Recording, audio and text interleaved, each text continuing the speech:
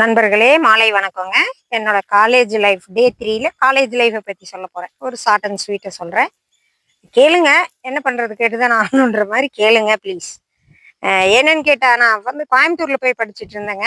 அப்ப 1999 1999 அப்போ நான் ஹாஃப் டே வந்துருச்சு.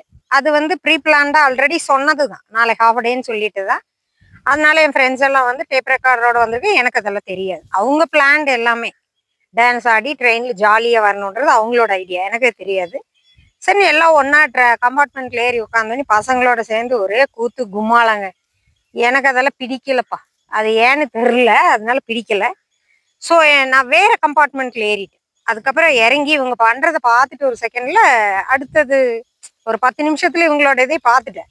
ஓ, இது நமக்கு செட் ஆகாதுன்னு இறங்கி அடுத்த கம்பார்ட்மெண்ட்ல ஏறி வந்து உக்காந்துட்டு இருந்தவன் கொஞ்ச நேரத்துல தூங்கிட்டு.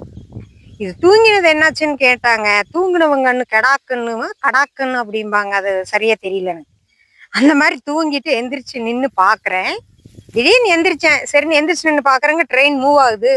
பாக்குற உடுமலைப்பேட் ஜங்ஷன் ஓடுறது. ஆத்தே, என்னடா அம்மாடியோ அப்படின்னு பார்த்தா கூட என்ஜின் டிரைவர் இருக்கிறார். அதே கம்பார்ட்மெண்ட்ல அவர் உட்காந்து அவர் தெரியும். 2-3 டைம் பாக்குறோம், பேசுறோம் இல்லைங்களா. அந்த டயத்துக்கு ஓடி வரும்போதெல்லாம் ட்ரெயின் நிறுத்துவாரு. அதனால பார்த்தவர் அவரு என்னையவே பார்த்துட்டு, ஏம்மா எட்டி குச்சிடாத, வெயிட் பண்ணு, அடுத்த ஜங்ஷன்ல போய் இறங்கி பஸ் ஏறி வந்துரு அப்படின்னு சொன்னாரு. இதுல அது எதுக்கு இந்த சுவாரஸ்யத்தை பத்தி பேசுறேன்னாங்க, அப்பெல்லாம் பைசா டிமாண்ட் ஆன காலம் தானே. அப்போ வந்து என்ஜாய் பண்ணலாம் லைஃபை. பணம் காசெல்லாம் கிடைக்காது. இப்ப அப்படி கிடையாது. அதனால காமெடிங்க போய் அடுத்த ஜங்ஷன்ல இறங்கி, அங்க பைசா இல்லைங்க. அப்பெல்லாம் ஃபேமிலியில கொஞ்சம் சௌரியம் இருந்தாலும் அது கொஞ்சம் சிரமமான காலங்கள். அதனால என்ன போயிடுச்சு, அங்க போய் பைசா இல்லாம இறங்கி திருன்னு முழிச்சுன்ற மாதிரி இருக்கிற பைசால மடத்துக்குளம் அது சரியா தெரிலங்க எனக்கு. அந்த மடத்துக்குளம் அங்கிருந்து இறங்கி மெயின் ரோடு போய் நடந்து, ரோடும் தெரில ஒன்றும் தெரிலங்க. அப்பெல்லாம் பேக்குன்ற மாதிரி ஆயிடுச்சு. இறங்கி அங்க மெயின் ரோடு போய் அப்புறம் பஸ் பிடிச்சி இருக்கிற காசுல, வீட்டுக்கு வர்ற காசுல அங்கேறி இறங்கி உடுமல்பேட்டு வந்து இறங்கியாச்சு ஒரு வழிய. உடுமல்பேட்டைக்கு அப்புறம் எப்படிங்க தோட்டத்துக்கு வர்றது? காசு இல்லை. அது ஒரு பெரிய ஹிஸ்டரி மாதிரி ஆகி போயிடுச்சுங்க. காசு இல்லை. அதுக்கப்புறம் கண்டக்டர் கிட்ட சொல்லி வந்து போய்.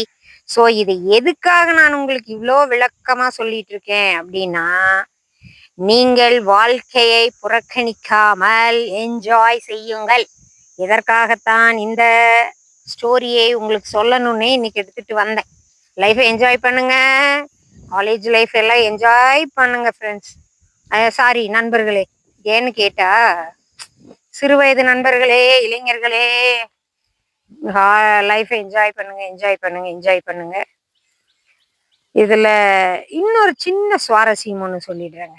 என்ன சுவாரஸ்யம்னா, இதுல ரொம்ப கொஞ்சம் என்ஜாய் பண்ணுனது ஒன்று இருக்கு எனக்கு.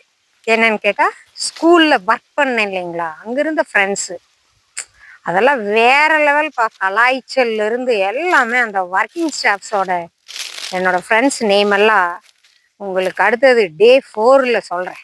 என்னோட ஸ்கூல் ஃப்ரெண்ட்ஸ், என்னுடைய ஸ்கூல் மீன்ஸ் ஸ்கூல் ஃப்ரெண்ட்ஸுங்கிற ஸ்கூல் நண்பர்களுடைய, அதாவது ஒர்க்கிங் டைம்ல இருந்த நண்பர்களுடைய நேமெல்லாம் சொல்லி நாங்கள் எப்படி எவ்வளோ ஜாலியாக இருந்தோம், அந்த லைஃப் எவ்வளோ நல்லா இருந்தது அப்படிங்கிறது. அதனால இளமையை தவற விட்டு விடாதீர்கள் நண்பர்களே.